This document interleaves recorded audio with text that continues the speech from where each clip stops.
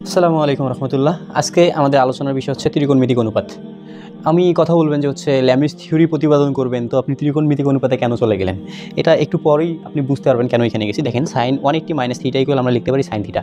আমরা এটা জানি, মুখস্থ করে নিয়েও প্রতিপাদন করতে পারলেও হয়তো। তো আমি চাচ্ছি যে বিন্দু পরিমাণ যাতে ডাউট না থাকে, এই জন্য ত্রিকোণমিতিক অনুপাতের কোয়াড্রেন্ট কোথায় প্লাস কোথায় মাইনাস, কীভাবে এটা এক্সচেঞ্জ হয়, কখন মাইনাস কখন প্লাস হবে, এটা সম্বন্ধে ডিটেলস আলোচনা করতে যাচ্ছি।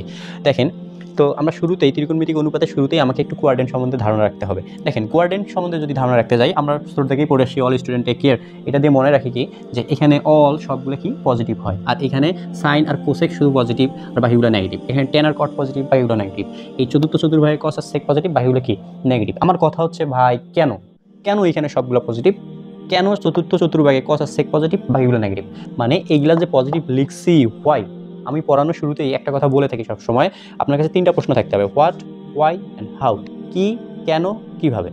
এই তিনটা থাকলে আপনি যে কোনো কিছুই আপনি সমাধান করতে পারবেন। আমি যদি কোয়াড্রেন্টের কথা বলি, আপনারা খুব ভালোই জানেন যে এটা এক্স এক্সিস আর এটা হচ্ছে এক্স ড্যাশ। এক্স এক্সিসের মধ্যে এটা এক্স, এটা এক্স ড্যাশ। উপরেরটা আমি যদি বলে থাকি ওয়াই, নিচেটা আমরা ধরে রাখি ওয়াই ড্যাশ। এখন কথা হচ্ছে, দেখেন, যদি আমি এখানে একটা ত্রিভুজ কল্পনা করি, আর এটাকে যদি থিটা ধরি, আমাকে বলেন এই ভ্যালুটা কার ভ্যালু? এই ভ্যালুটা এক্স এর ভ্যালু। কিসের ভাই? প্লাস। এইদিকে এক্স এর মান কি? পজিটিভ, প্লাসের ভ্যালু। আর এই ভ্যালুটা ওয়াই এর ভ্যালু। এইখানে ওয়াই এর ভ্যালুটা কি হবে বলেন তো? প্লাস। ওয়াই উপর দিকে পজিটিভ।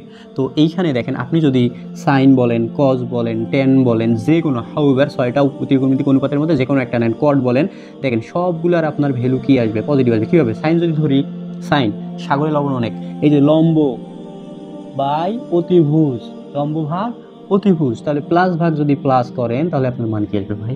তাহলে আপনার মান আসবে পজিটিভ। এখানে কস, কবরে ভূত অনেক, ভূমি ভাগ অতিভুজ, প্লাস ভাগ প্লাস, কি আসবে ভাই? ভ্যালু কি আসবে? প্লাসে। টেনে টেরা লম্বা ভূত, লম্ব ভাই ভূমি, প্লাস ভাগ প্লাস, কি আসবে? প্লাস। এইভাবে প্রথম চতুর্ভাগে সবগুলোর চিহ্নটা কি আসবে? পজিটিভ আসবে। এই জন্য আমরা প্রথম চতুর্ভাগে বলি অল ত্রিকোণমিতিক অনুপাত আর প্লাস ইন ফার্স্ট কোয়াড্রেন্ট। তো এবার আসেন, আমি যদি সেকেন্ড কোয়াড্রেন্ট নিয়ে আলোচনা করি, তো সেকেন্ড কোয়াড্রেন্টের ক্ষেত্রেও সেম টু সেম। এটাকে যদি থিটা ধরেন, তাহলে আপনার এইদিকে ওয়াই এর মান লম্ব, তার মানে এটা হচ্ছে পজিটিভ, আর নিচে এক্স এর ভ্যালু যেহেতু এইদিকে এক্স ড্যাশের দিকে, তাহলে এর ভ্যালু হচ্ছে নেগেটিভ। এই সূত্র যদি আপনি অ্যাপ্লাই করেন, দেখেন সাইন মানে কি? সাগরের লম্ব অনেক, লম্ব ভাগ অতিভুজ। এখানে লম্ব প্লাস অতিভুজও প্লাস, তাহলে আপনি এখানে কি পাবেন? সাইন অটোমেটিক কি পাবেন? সাইন প্লাস ভাগ প্লাস কি পাবেন? ইকুয়াল প্লাস পাবেন। আশা করি বুঝতে পারছেন। কসেকও সেম, যেহেতু সাইনের উল্টা কসেক, তো ওই প্লাসই তো আসবে, তাই না?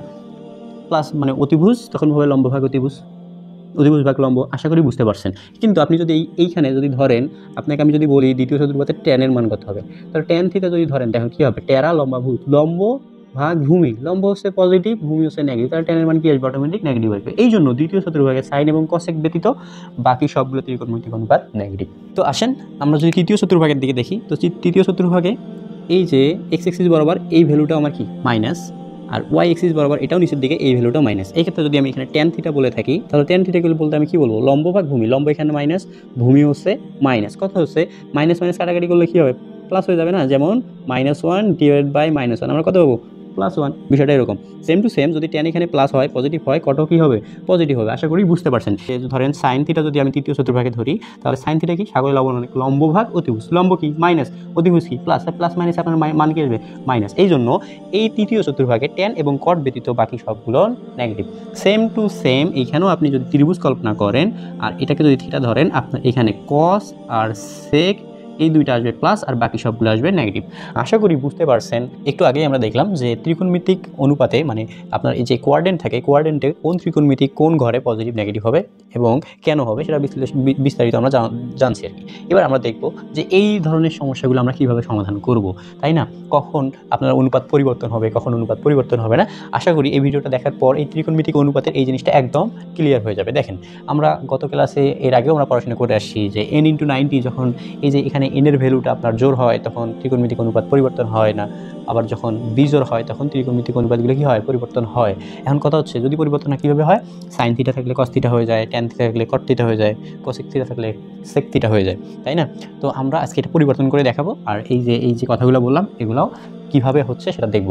দেখেন, প্রথমত যদি আমি বলি যে sine 180 minus theta equal sine theta, এটা কীভাবে প্রমাণ করবো? দেখেন, সাইন 180কে যদি আমি ভাঙি, মানে n দিয়ে গুণ করি, তো n কত রাখতে হবে আমাকে? 2 × 90, তাহলে কত হয়ে যাচ্ছে? আমার 180 হয়ে যাচ্ছে।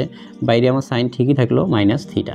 এখন দেখেন, যদি আমি বললাম n ইন্টু 90 আর n যদি জোর হয় তাহলে অনুপাত কী হয়? চেঞ্জ হবে না, যা আছে তাই।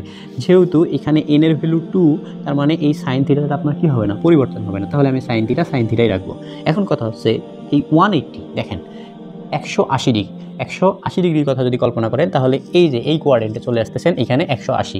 তো 180 থেকে যদি আপনি থিটার মান যাই হোক, থিটার মান কি? এটা সূক্ষ্মকোণী হবে, মানে 1 থেকে 90 ডিগ্রির মধ্যে হবে। আপনি 10 ধরেন, 5 ধরেন, 2 ধরেন, যাই ধরেন না কেন, যদি এই দিকে চলে যান 180, এখানে 180 থেকে যদি আপনি এই দিকে চলে যান তাহলে আমাকে বলেন সাইন 180 থেকে যদি থিটা বাদ দেন, থিটা যদি 10 ডিগ্রিও ধরেন তাহলে কত হবে?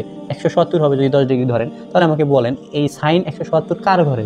দ্বিতীয় চতুর্ভাগে। আর দ্বিতীয় চতুর্ভাগে সাইন আর কি প্লাস? সাইন আর কসেক হচ্ছে আপনার কি? প্লাস। তাহলে আমাকে বলেন এখানে সাইনের যে সামনে প্লাস চিহ্ন হবে না মাইনাস চিহ্ন হবে? অবভিয়াসলি প্লাস হবে, যেহেতু সাইন 170 সেটা দ্বিতীয় চতুর্ভাগে, আর ওইখানে সে নিজে কি? পজিটিভ। এই জন্য আমরা ডিরেক্ট সাইন থিটা লিখব। আমরা পরবর্তী ক্লাসে ইনশাআল্লাহ কোপ্লানার ফোর্স অ্যান্ড এই সমতলীয় সমকেন্দ্রিক পথ, এই দুইটা আলোচনা করে 2-1 মিনিট লাগবে, আলোচনা করে আমরা ল্যামিস থিওরিটা প্রুফ করে ফেলবো ইনশাআল্লাহ। আজকে এই পর্যন্তই। আসসালামু আলাইকুম।